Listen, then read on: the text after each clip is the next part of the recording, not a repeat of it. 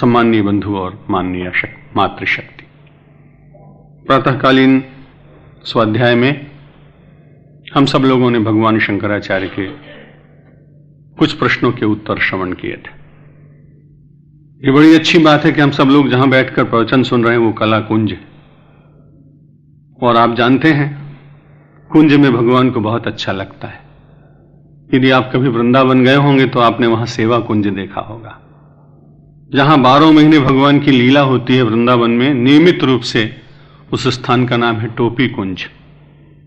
चाहे 5 आदमी आए, चाहे 10 आदमी आए, कोई न कोई वहां रासलीला का आचार्य क्रम से 12 महीने भगवान की रासलीला दिखाते हैं। हम सब लोगों का मन अभी वास्तव में एक जंगल बना हुआ है। स्वाध्याय करते, भजन करते, साधना करते, तपश्चर्या करते, दान पुण्य करते, ईश्वर की कृपा से हमारा मन ये कुंज बन जाए, तभी समझना चाहिए कि हम सब लोग ठीक कला कुंज में विराजमान। जीवन सचमुच कलात्मक रूप से जीने के लिए परमेश्वर ने दिया है।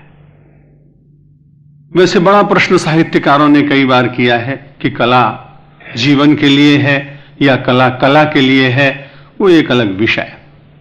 लेकिन मैं ऐसा विनम्र मत मेरा है कि जिस कला के द्वारा मानव और मानव समाज का निर्माण होता है वही वास्तव में कला सार्थक होती। क्योंकि परमात्मा भी जब संसार में आते हैं तब अकेले नहीं आते हैं।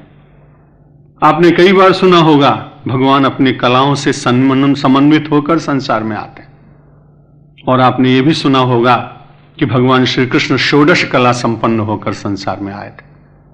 इसलिए कला शब्द का बड़ा महत्व है। जब मानव कलात्मक जीवन व्यतीत करने का अभ्यासी हो जाता है तब उसको एक बड़ा लाभ मिलता है। जो कलामय जीवन जीता है वही काल पर विजय प्राप्त कर सकता है। काल पर विजय प्राप्त करने का अर्थ यह कि मृत्यु नहीं आएगी, ऐसा नहीं होता है, लेकिन काल का भय मानव के जीवन से निकल जाता है।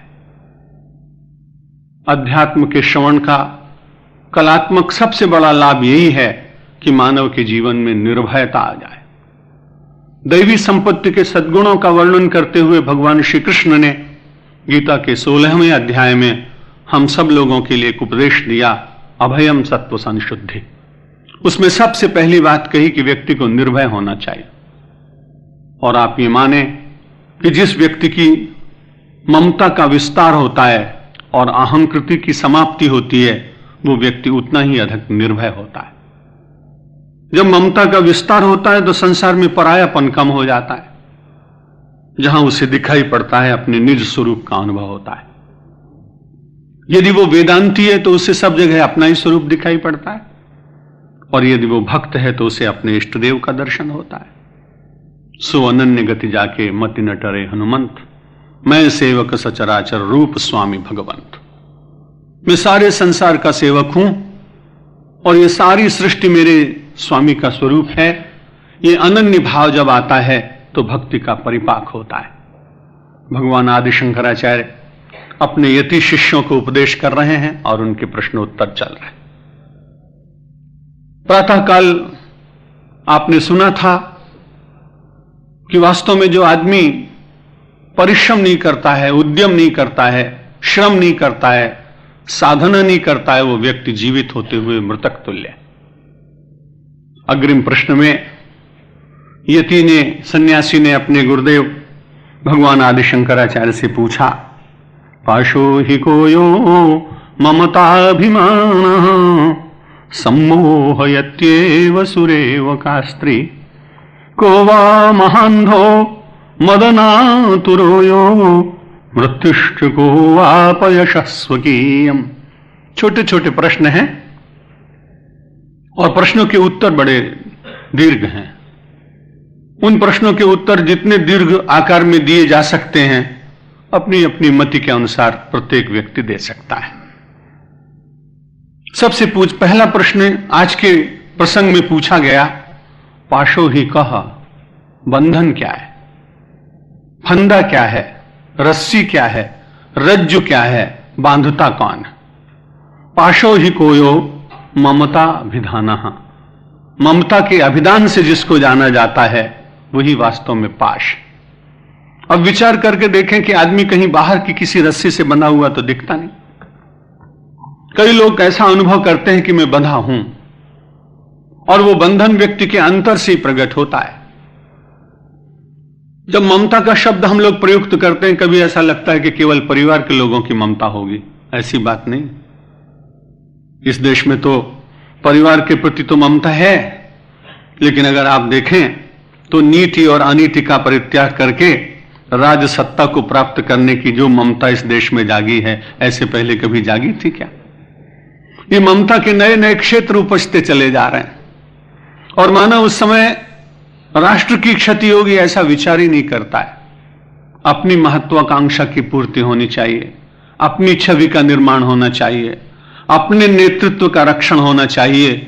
इस प्रकार के क्षुद्र विचारों के कारण जब व्यक्ति की ममता का विस्तार होता है तो उसका परिणाम समाज और राष्ट्र भोगता है। भगवान आदि शंकराचार्य ने 1200 वर्ष पूर्व, और उससे भी कुछ काल अधिक हुआ होगा, तब मानव मन को बहुत अच्छी तरह से पढ़ने का प्रयत्न किया था।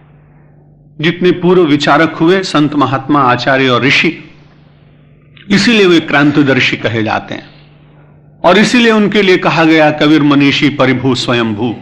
वे कवि हैं, वे मनीषी हैं, वे स्वयंभू हैं, अर्थात स्वयं ही अपने विचारों के द्वारा निर्माण करते हैं अपना और समाज का। इसलिए भगवान आदि शंकराचार्य ने कहा पाशो ही कोयो ममता अभिधान। जो ममता के नाम से कहा जाता है वो सबसे बड़ा मानव का पाश है। भगवान श्री कृष्ण से भी अर्जुन ने पूछा था शांति कैसे मिलेगी। बहुत सारे उपाय बताए, लेकिन अर्जुन के प्रश्न सार्वजनिक प्रश्न थे, सार्वदेशिक प्रश्न थे। ऐसा लगता है कि एक आदमी जो मंदिर में नहीं जाता, जो पूजा नहीं करता, जो चंदन नहीं लगाता, कंठी नहीं बांधता, पारंपरिक धर्म को स्वीकार नहीं करता, कर्मकांड पर जिसका विश्वास नहीं, ऐसे व्यक्ति के मन में विचार जग जाए कि मुझे शांति मिलनी चाहिए, और वो भगवान श्री कृष्ण के सामने खड़ा हो तो भगवान उसे क्या कहेंगे। यूरोप में रहने वाला व्यक्ति चर्च में जाता है, उसे मालूम नहीं कि मंदिर में कैसे जाना चाहिए। तमाम कर्मकांडों की उसको जानकारी न होने पर लेकिन मन में एक इच्छा जगी कि मेरा अशांत मन शांत हो जाए, और मानो वो प्रश्न करने लगे तो उसको क्या उत्तर दिया जाएगा। यही उत्तर दिया गया भगवान श्री कृष्ण के द्वारा, जो यहां भगवान आदि शंकराचार्य जी ने दिया। उन्होंने कहा कि शांति पाना चाहता है दुनिया का कोई भी आदमी, तो उसको दो बातें मिटा देनी पड़ेंगी। निर्ममो निरहंकार सशांतिम अधिगच्छति। यहां भी ये बात कही गई कि जो ममता है वही मानव का तो सबसे बड़ा पाश है, बंधन है, उसी में तो बनता है। और ये ममता का बंधन मानव के भीतर कब उपजेगा ऐसे कोई जानता नहीं। आपने कई बार महापुरुषों के द्वारा जड़ भरत की वो जीवन की लीला श्रवण की है, जिसमें एक तपस्वी व्यक्ति दया जैसे सद्गुण के कारण एक बहुत बड़े विपत्ति के घेरे में पड़ जाता है। दया अपने आप में बहुत बड़ा सद्गुण है, लेकिन दया की सीमा कहां तक होनी चाहिए ये भी व्यक्ति को विचार तो करना ही पड़ेगा। उस दया के कारण यदि अपने भीतर कोई दोष उत्पन्न होता है तो वही दया जो आज सद्गुण है वो मेरे और आपके लिए कल बंधन का कारण भी तो बन सकती। और यही तो हुआ। एक छोटे से हिरण के बालक को देखने के बाद मन में ममता जागी ऋषि के मन में कि इसका पालन पोषण कौन करेगा। पालन पोषण करने की इच्छा से लाए हुए इस छोटे से हिरण के बालक को, बच्चे को, और जब वो पालने लगे तो एक हाथ में माला और दूसरे हाथ से वात्सल्य के कारण उसको निरंतर पुचकारने की, प्यार करने की इच्छा। जब तक वो दौड़ नहीं सकता था, कुलांचे नहीं मार सकता था, जंगल में उन्मुक्त विचरण नहीं कर सकता था, तब तक उसके ऊपर दया करना एक बहुत अच्छी बात थी। लेकिन जब उसकी स्वयं की सामर्थ्य जग गई, अब वो तो चाहता है कि मैं स्वतंत्र हो जाऊं। ये बड़ी विचित्र बात है। हिरण का बालक तो मुक्त होना चाहता है और ऋषि ममता के पाश में बंधना चाहता है। वो बार बार उसे दुलरा रहे हैं, वो भाग जाना चाहता है। विलंब से आता है तो ऋषि के मन में चिंता जागती है कि कहीं कोई सिंह कहीं उसको दबोच न ले। सायंकाल आने में विलंब हो तो उसकी प्रतीक्षा होने लगी। प्रतीक्षा होनी चाहिए थी परमात्मा की, और इस ममता के पाश में बंधे हुए एक ऋषि के मन में प्रतीक्षा जागी एक हिरण के छोटे से बालक के प्रति। इतना बड़ा तप और इतनी बड़ी साधना ममता के पाश में मानव को कब बांध देगी, ये बड़ा कठिन है। इसलिए हमारे सब संतों ने मुझे और आपको बार बार सावधान किया। महात्मा और ऋषि और संत और देते ही क्या है, क्योंकि वस्तुएं तो आपके पास इतनी अधिक है, वो महात्मा के पास हो ही नहीं सकती। वो प्रयत्न करने पर भी उसके पास इतनी बुद्धि नहीं होती कि वो जागतिक व्यवस्था में आपसे आगे बढ़ जाए, इसलिए वो तो पीछे रहेगा ही। अगर कोई महात्मा आपकी होड़ में आकर जागतिक दृष्टि से आगे जाने का प्रयत्न करने लगे तो जीवन की दिशा ही भूल गया, ऐसा मानना चाहिए। संपत्ति में, संपन्नता में रहने वाले व्यक्ति और समुदाय जब साधु और आचार्य के पास जाते हैं तो उनकी अपेक्षा क्या होती है कि उनसे क्या मिलेगा। महात्मा और आचार्य बार बार व्यक्ति को सावधान करते हैं। ममता एक पाश है, यह बात कहकर भगवान आदि शंकराचार्य केवल अपने यति सन्यासियों को नहीं बल्कि हमें सबको सावधान करते हैं इस पाश से मुक्त होने का प्रयत्न करते रहना और अंतर निरीक्षण के द्वारा यह देखने की चेष्टा करना कि कहीं आप भीतर से तो नहीं बंध रहे हैं। मुझे स्मरण नहीं, मैंने अपने किसी पूर्व प्रवचन में शायद कहा हो, एक जगह बहुत बड़ा सम्मेलन था, बहुत कथा व्यास एकत्र हुए थे और एक बड़े प्रसिद्ध पंडित मेरे पार्श्व में ही बैठे थे। बड़े अच्छे अच्छे दिव्य प्रवचन हो रहे थे, सबके मौलिक विचार थे, चिंतन थे, स्वाध्याय करके लोग आए थे। तो वो विद्वान ने मुझे कहा कि मैं 5 मिनट के लिए भी होके आता हूं। उन दिनों में भगवान की कृपा से ज्योतिर्मठ के उपपीठ का शंकराचार्य था, तो मेरे साथ चांदी का एक दंड लेकर छड़ीदार चला करता था।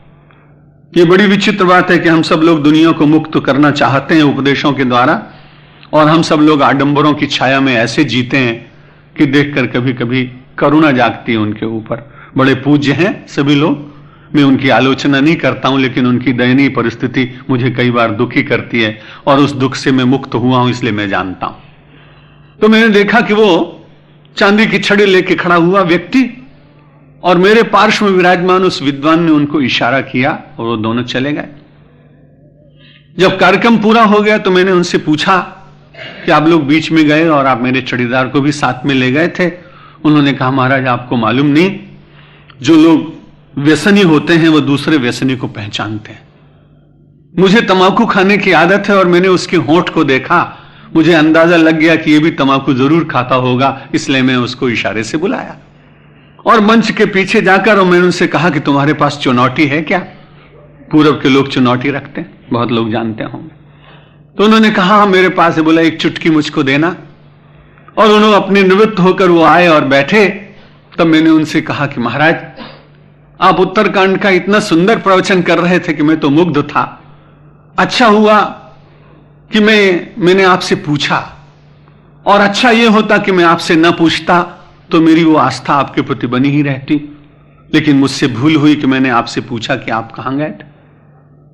उन्होंने कहा महाराज मैं इसलिए गया था। मैंने कहा ये बड़ी विचित्र बात है, हम जगत को बहुत बार ममता के बंधन से दूर कराने की बातें एक दूसरे से करते हैं, लेकिन जब अंतर निरीक्षण करेंगे तो कई बार तंबाकू की एक चुटकी भी एक बड़े विद्वान को ममता के पाश में बांधकर और मंच के पीछे ले जाती है। ऐसी घटनाएं बहुत बार हमारे और आपके जीवन में घटती हैं। इसलिए भगवान आदि शंकराचार्य ने कहा कि भाई बंधन कहीं बाहर नहीं, उस बंधन की खोज मुझे और आपको अंदर से ही करनी पड़ेगी। और ये ममता ही बहुत बड़ा बंधन है। कभी परिवार के प्रति होता है, कभी समाज के प्रति होता है, कभी महत्वाकांक्षा के प्रति होती है ममता, कभी सत्ता के प्रति होती है, कभी अपने जीवन की महत्ता की स्थापना के लिए होती है। और जहां जहां भी यह है, मुझे और आपको उस ममता को दूर करने का उपाय है कि परमेश्वर के चरणों में उसे बांधने का यत्न करें।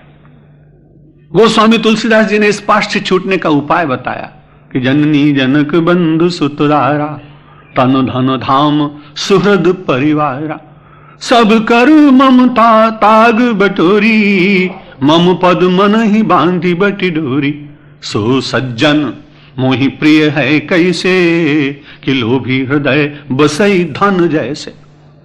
ममता कहां कहां है हमारी आपकी? गोस्वामी जी ने बड़े विस्तार से बताया। जननी जनक बंधु सुत दारा तन धन धाम सुहृद परिवारा। 10 स्थान। इन 10 स्थानों के अतिरिक्त प्राय आदमी का मन और कहीं जाता नहीं। जितने क्षेत्र हैं प्राय 10 ही क्षेत्र हैं जिनमें मेरे और आपकी ममता मुझे वहां ले जाती है। अब इस ममता से पूरी तरह से छूटा जाए ये तो बड़ा व्यवहारिक लगता नहीं, चाहे जितना उपदेश करें और चाहे हम कितने अच्छे भाषण अपने लिए भी दें, लेकिन कहीं ना कहीं ममता जगेगी। अब उस ममता से मुक्त कैसे व्यक्ति हो, बड़ा अच्छा उपाय बताया गोस्वामी जी ने कि पूरी ममता से आप मुक्त नहीं हो सकेंगे। इसलिए ऐसा करिए कि ममता थोड़ी थोड़ी वहां से कम करिए और उस ममता के सूत्र को परमेश्वर के चरणों में बांध दीजिए। और बट डोरी, बड़ी अच्छी बात कही, अगर धागा हो तो टूटता है और डोरी हो तो टूटती नहीं। इसलिए मानो अपनी उस ममता को इन 10 स्थानों से थोड़ा थोड़ा कम करते हुए कहीं एक स्थान पर एकत्र करके और परमात्मा के चरणों में अपनी उस ममता की डोरी को बांध दे, तो परमात्मा कहते हैं वो व्यक्ति मुझे बहुत अच्छा लगता है। सो सज्जन मोहि प्रिय है कैसे, लोभी हृदय बसे धन जैसे। जैसे लोभी के हृदय में धन बहुत प्रिय लगता है, वैसे वो कहते हैं कि मुझे ऐसा व्यक्ति जो अपनी ममता के सूत्रों को एकत्र करके डोरी बनाकर मेरे चरणों में बांधने का प्रयत्न करता है, वो मुझे बहुत प्रिय लगता है। भगवान आदि शंकराचार्य ने कहा, पाशो ही कोयो ममताभिधान असम्मोह यत्येव सुरेव कास्त्री। दूसरा प्रश्न यति ने कहा, सुरा एव का सम्मोहति सम्मोहयति। सुरा की तरह से सम्मोह कौन उत्पन्न करता है? यह मैं आपको विशेष रूप से निवेदन कर दूं कि यह ग्रंथ यतियों के बीच में कहा गया है, इसलिए कहीं कहीं पर मातृशक्ति की थोड़ी सी आलोचना इसमें दिखाई पड़ेगी, इसलिए उसमें आपको बुरा नहीं लगना चाहिए। क्योंकि जिस प्रसंग में बात कही गई है, यदि उन सन्यासियों के सामने ऐसी बात भगवान शंकराचार्य बार बार न कहते तो उनको सहज आकर्षण हो जाता और शायद वो अपने मार्ग से कहीं विचलित हो जाते, इसलिए उनके संबंध में है। जब वो प्रसंग आए तो आप सोचिए कि आपके लिए बहुत नहीं है वो, लेकिन मुझे तो उसकी व्याख्या करनी ही पड़ेगी क्योंकि आपने मुझे ग्रंथ दिया है कि आप इस पे बोलें। सम्मोह यत्येव सुरेव कास्त्री। सुरा की भांति कौन सम्मोह उत्पन्न करता है? भगवान आदि शंकराचार्य ने कहा, स्त्री। स्वाभाविक रूप से मानव उसके सद्गुणों से प्रभावित होता है, सौंदर्य से प्रभावित होता है, सेवा से प्रभावित होता है। इसलिए सन्यासियों को भगवान आदि शंकराचार्य ने कहा कि वो सुरा की भांति सम्मोहन उत्पन्न करती है, इसलिए तुम्हें उसे सावधान रहना चाहिए। बहुत पहले की बात है, संभवतः आपने कभी सुनी हो। महर्षि वेदव्यास के एक शिष्य ने असहमति प्रकट की और उन्होंने कहा कि मैं ऐसा नहीं मानता हूं, क्योंकि उन्होंने एक श्लोक पढ़ा कि मात्रा शुश्रा दुहित्रा वा न विविक्ता सनो भवेत बलवान इंद्रिय ग्रामो विद्वान समपि कर्षति। मात्रा शुश्रा दुहित्रा वा, माता पिता माता पुत्री बहन, न विविक्ता सनो भवेत। उन लोगों को साथ भी बहुत एकांत में न बैठे, ऐसा उन्होंने महर्षि वेदव्यास ने कह दिया। और उसका कारण उन्होंने बताया, बलवान इंद्रिय ग्रामो, इंद्रियों का समूह बहुत बलवान है, विद्वान समपि कर्षति, कभी भूल ना हो जाए इसलिए पहले सावधान रहो। माता के प्रति तो ऐसा कभी भाव जागता ही नहीं, बहन के प्रति ऐसा भाव जागता ही नहीं, पुत्र के प्रति ऐसा भाव जागता ही नहीं। पर महर्षि वेदव्यास ने इतनी कठोर बात कह दी तो उनके एक शिष्य ने कहा कि मैं आपकी सब बातों से सहमत हूं, लेकिन मुझे ये बात ठीक नहीं लगती। मानव को अपने ऊपर इतना विश्वास होना चाहिए। उन्होंने कहा कि भाई ठीक ना हो, लेकिन मैंने तो अब लिख दिया तो कभी इसका अनुभव तो होगा। एक दिन बहुत वर्षा हुई और वर्षा के काल में एक बहुत सी छोटी सी पर्णकुटी में उनका वो शिष्य बैठा है। इतने में शायद महर्षि वेदव्यास जी ने यह समझाने के लिए कि मेरा श्लोक सत्य है कि नहीं, इसको प्रतीत होना चाहिए, और एक दिव्य सौंदर्यमय स्वरूप धारण करके और मध्य रात्रि में खूब वर्षा हो रही और एक नारी कंठ से एक आवाज आई कि मुझे शरण मिलनी चाहिए।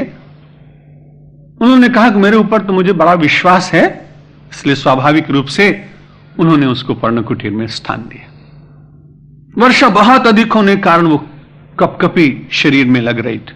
धीरे धीरे धीरे धीरे मन में कहीं थोड़ी सी दया की भावना जगी। उन्हें उस ठंड से बचाने का मन में विचार जागा, और जैसे वो उसको स्पर्श करना चाहते थे कि इतने में ही महर्षि वेदव्यास जी ने अपना स्वरूप प्रकट कर दिया।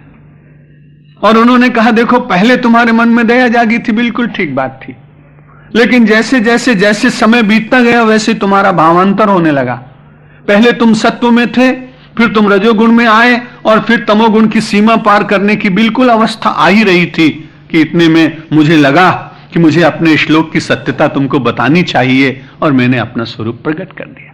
भगवान आदि शंकराचार्य कहते हैं कि मानव बड़ा सामर्थ्यशील है, लेकिन मानव के मन में कब कहीं विकृति उत्पन्न होगी, इसलिए उसको निरंतर सावधान रहना चाहिए। और इसीलिए उन्होंने अपने सन्यासी शिष्यों को कहा कि सुरा इव का मोहयति, सुरा की भांति कौन व्यक्ति के मन में मोह उत्पन्न करता है?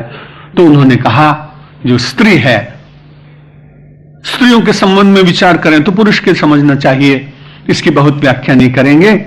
और फिर अगली पंक्ति में उन्होंने पूछा, कोवा महान महांधो मदनातुरोयो मृत्युश्च कोवापयशस्वकीयम। कोवा महांधा, महान अंध कौन है? यह कामातुरहा, जो मदन के मद से अभिभूत होकर अपने जीवन के मार्ग को भूल जाता है, ऐसा कामोन्मत्त जो व्यक्ति है वही वास्तव में महान अंध है। जिसके नेत्र नहीं हो तो स्पष्ट दिखाई पड़ता है कि आदमी अंधा है, लेकिन नीतिकारों ने कहा कि एक ऐसा व्यक्ति होता है जो अपूर्व अंध होता है। नीतिकारों ने कहा, अपूर्व कोप कामांधा दिवा नक्तम न पश्यति, उसको अपूर्व अंध बता दिया। विचित्र है वो। और यह केवल वासना की बात नहीं है, मानव की कामना अलग अलग क्षेत्रों में भी व्यक्ति को बहुत बार दर्शन करने की शक्ति नहीं देती। वो व्यक्ति वास्तव में भूल जाता है। केवल यहां पर वासना की बात विचार नहीं करनी चाहिए। कामांध का मतलब एक तो वो जो मानव के मन में विकार उत्पन्न होता है वह, और दूसरा ये कि जब कामना, कोई भी कामना सीमा पर पहुंच जाए और जहां मानव कर्तव्य का पालन न कर सके, उसके सामने आवरण पड़ जाए, तो समझना चाहिए कि उस समय अंध हुआ है। यहां पर मदनातुर शब्द का प्रयोग किया गया, और कई बार ऐसे तमाम पुराणों में आपने इतिहास पढ़े हैं कि जहां ऐसे दृष्टांत मिलते हैं जहां व्यक्ति अपने मार्ग को भूल गया है। कई बार पुरुष भूल गया है, कई बार स्त्री भूल गए। जिस समय अर्जुन जाते हैं उस समय उर्वशी भूल जाती है, और वो उनसे प्रार्थना करती है कि तुम मेरी आकांक्षा को पूर्ण करो। तो उन्होंने पूछा कि ऐसा तुम क्यों चाहते हो? भारत का एक उदात्त चरित्र है पार्थ का। उन्होंने कहा, मुझे ऐसा लगता है कि मैं तुम्हारे साथ रहूं तो तुमसे एक मुझे दिव्य पुत्र की प्राप्ति होगी। इंद्रलोक में उर्वशी ने जब यह प्रस्ताव रखा तो अर्जुन ने कहा, मानो मैं तुम्हारी बात मान भी लूं तो यह निश्चित नहीं है कि तुम्हें पुत्र की ही प्राप्ति होगी, पुत्री भी मिल सकती है, और तुम्हें इतने दिन तक शरीर का कष्ट भी उठाना पड़ेगा। इसलिए एक काम करो, तुम ऐसे बैठ जाओ जैसे कोई माता बैठती है, अपने पुत्र को वात्सल्य देने के लिए उस मुद्रा में तुम बैठ जाओ। उर्वशी तो समझ नहीं पा रही थी कि ये क्या कहेंगे, और वह आसन जमा कर बैठ गई। इतने में अर्जुन तत्काल उनकी गोद में लेट गए और उन्होंने कहा, इतनी प्रतीक्षा के बाद तुमको मेरा जैसा पुत्र मिलता न मिलता, चलो मैं ही तुम्हारा पुत्र बन जाता हूं। और उसके बाद उसका हृदय शुद्ध हो गया। इस प्रकार की कई घटनाएं अपने शास्त्रों में, अपने इतिहास में पढ़ने को मिलती हैं। भगवान आदि शंकराचार्य ने कहा, इसलिए विवेक वैराग्य के द्वारा अपने अंतर की वासना को नियमित करते रहने का, संयमित करते रहने का, मर्यादित करते रहने का प्रयत्न मानव को करते रहना चाहिए। कोवा महांधो मदना तुरोयो मृत्युश्चुको वापयशा स्वकीयम। भगवान आदि शंकराचार्य से सन्यासी ने पूछा, मृत्यु क्या है? स्वकीयम अपयश, जो अपना अपयश है, अपनी अपकीर्ति है, यही मृत्यु है। भगवान श्री कृष्ण ने भी अर्जुन को युद्ध में प्रवृत्त कराते समय यही तो बात कही थी। आपको स्मरण होगा द्वितीय अध्याय में, संभावितस्य चा कीर्ति मरणात् अतिरिच्यते। उन्होंने कहा तेरे तमाम मित्र लोग तेरे ऐसी ऐसी बातें कहेंगे कि तू उनको सुन नहीं पाएगा, और एक संभावित व्यक्ति के लिए मृत्यु से भी अधिक पीड़ा देने वाला उसके लिए अपकीर्ति का क्षण होता है, और जिसकी कीर्ति होती उसके लिए नीतिकारों ने कहा वो मर जाने के बाद भी अमर रहता है। कीर्तिर्यस्य स जीवति। किसी ने पूछा कि जीवन किसका जीवन है, सदा कौन रहता है संसार में, तो नीतिकारों ने उत्तर दिया कीर्तिर्यस्य स जीवति। जिसकी कीर्ति है वही तो संसार में जीवित है। जितने शूरवीर हुए, जितने दानी हुए, जितने तपस्वी हुए, जितने ज्ञानी हुए, जितने सात्विक श्रेष्ठ साहित्यकार कवि और लेखक हुए, वे तो संसार से चले गए। लेकिन उनके चले जाने पर भी वो अमर कैसे हैं? क्योंकि उनकी कृति जब हम पढ़ते हैं तो वो याद आता है। तुलसीदास जी को गए 450 वर्ष से अधिक हो गए, लेकिन जब भी उनकी एक चौपाई हम गाते गुनगुनाते हैं तो मन को कितनी शांति मिलती है। कवि गुरु कालिदास का जब काव्य पढ़ते हैं तो उस साहित्य में खो जाने के बाद उनकी प्रतिभा का स्मरण होता है। राणा प्रताप का जब चित्र देखते हैं तो शौर्य का स्वाभाविक स्मरण होता है। शिवाजी का जब चित्र देखते हैं तो मन में लगता है कि कितना उत्साह, अपने जीवन के कर्तव्य के प्रति कितना बलिदान देने का भाव उन महापुरुषों में था। कीर्तिर्यस्य स जीवति। व्यक्ति चले जाते हैं, लेकिन उनकी कृति जो है मनुष्य को बार बार प्रेरणा देती है, इसलिए वे अमर होते हैं। लेकिन अपकीर्ति, जीवन में थोड़े दिन, कई बार छोटे छोटे क्षेत्रों में लोगों को कीर्ति मिलती है, लेकिन फिर वही जब अपने ममता और अपने स्वार्थ के ऊपर नियंत्रण नहीं रख पाते तो वे अपने ही जीवन में कई बार अपकीर्ति के भाजन होते हैं। कई बार तो व्यक्तियों को ऐसा भी देखा जाता है कि बहुत बार विजयी होने के बाद जब लौकिक क्षेत्र में पराजय का सामना करना पड़ता है तो वो किसी को मुख दिखाने से भी कई बार जाते नहीं लोगों के सामने, उन्हें संकोच होता है। जय और पराजय के बीच में कोई धर्मज्ञ व्यक्ति तो अपने जीवन को टिका के रख सकता है, नहीं तो साधारण लोग तो पराजय के समय बहुत दुखी होते हैं। राज्य प्राप्त हो जाए और राज्य छूट जाए तो ऐसे बहुत लोग दुखी दिखाई पड़ेंगे। मध्य प्रदेश की बिल्कुल सत्य घटना है, नाम मैं नहीं लूंगा।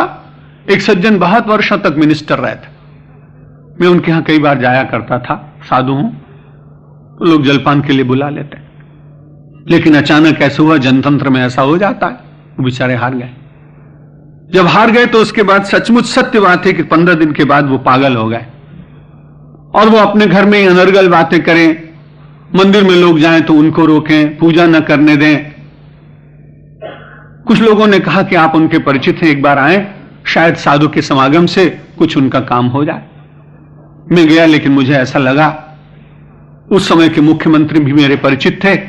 मैंने उनसे कहा कि अमुक व्यक्ति का पद छिन जाने के कारण बेचारे बहुत कष्ट में हैं, इसलिए यदि आप कृपा करके कोई पद उनको दे दें तो शायद वो ठीक हो जाए। बड़े भले आदमी थे, उन्होंने कहा भाई हारे हुए व्यक्ति को कोई बड़ा पद तो दिया नहीं जा सकता, लेकिन एक निगम का, कॉरपोरेशन का मैं उनको चेयरमैन बना देता हूं। और ये बड़ी विचित्र बात हुई कि जिस दिन वो चेयरमैन बनाए गए और लाल झंडा लगे हुई गाड़ी उनको लाल बत्ती वाली मिल गई, सच बात है बिल्कुल कि तीसरे दिन उनका पागलपन समाप्त हो गया। तो कई बार तो ऐसा होता है कि मानव के मन में इस प्रकार की जो कामनाएं हैं वो व्यक्ति के जीवन को जीवन में ही व्यथित बनाती। और मानव अपकीर्ति का भाजन क्यों होता है? जब स्वार्थ की सीमा पार करता है। मर्यादा में तो जीवन जहां जहां चलेगा वो बड़ा प्रशंसनीय रहेगा, और मर्यादा जब भी कभी टूटेगी तो मानव अपकीर्ति का भाजन होगा, चाहे सन्यासी हो, चाहे राजनेता हो, चाहे सामाजिक व्यक्ति हो, चाहे व्यापारी हो और चाहे गृहस्थ हो। इसलिए हम सब लोगों के यहां धर्म के बंधन क्यों बांधे गए? धर्म को स्वीकार क्यों किया गया? धर्म तो एक बंधन है। एक और तो हम ये कहते हैं कि हमारी संस्कृति कहती है कि बंधन से मुक्ति की ओर चलो, और दूसरी ओर आचार्य ये कहते हैं कि नहीं, धर्म का बंधन स्वीकार करो, कि धर्म के बंधन को स्वीकार करने से मुक्ति का द्वार खुलता है, इसलिए वो बंधन भी प्रशंसनीय है। जिस बंधन से मानव के जीवन में उच्छृंखलता आती हो वो निश्चित रूप से परिणाम में उसे गर्त में गिराएगी, उसे कष्ट होगा, पीड़ा होगी, बहुत संकट में पड़ जाएगा। इसलिए बहुत आवश्यक है कि हम इन सब बातों को श्रवण करते करते ये देखें कि हम कहां बंध रहे हैं। हमारे भीतर कहीं कामना का नृत्य तो नहीं होने लगा है, कहीं ऐसा तो अपने अनजाने से कोई कार्य नहीं होने जा रहा है जिसके कारण बाद में हमें अपकीर्ति का भाजन बनना पड़े। सावधान करने की बात है। मैंने अभी आपको निवेदन किया कि साधु और क्या देता है, आचार्य और क्या देते हैं हम सबको, वो सावधान करते।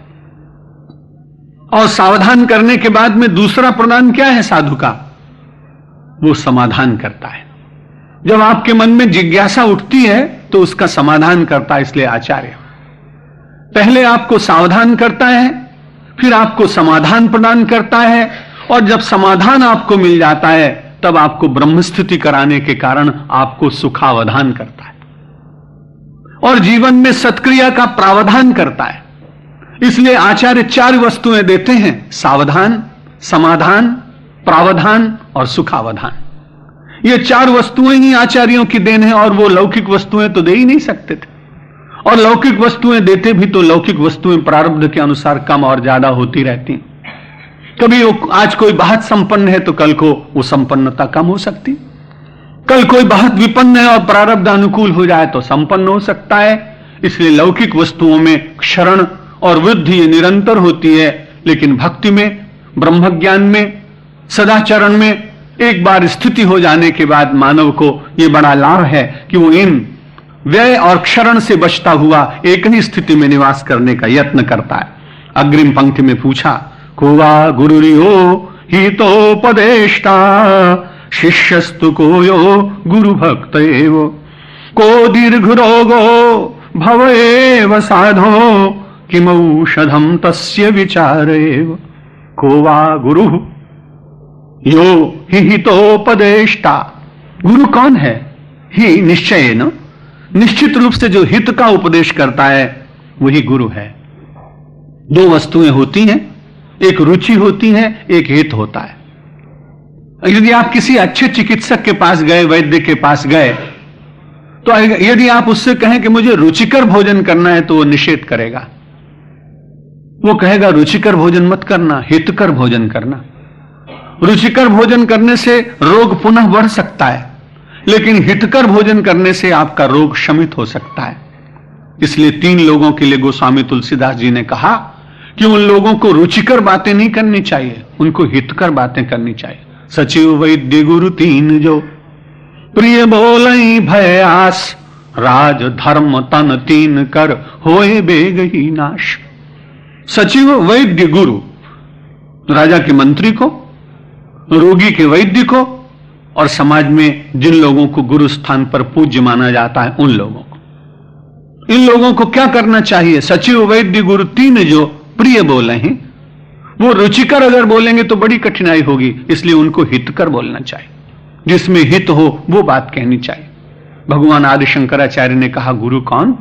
कुआ गुरु हितोपदेष्टा ही, जो निश्चित रूप से हित का उपदेश करता है।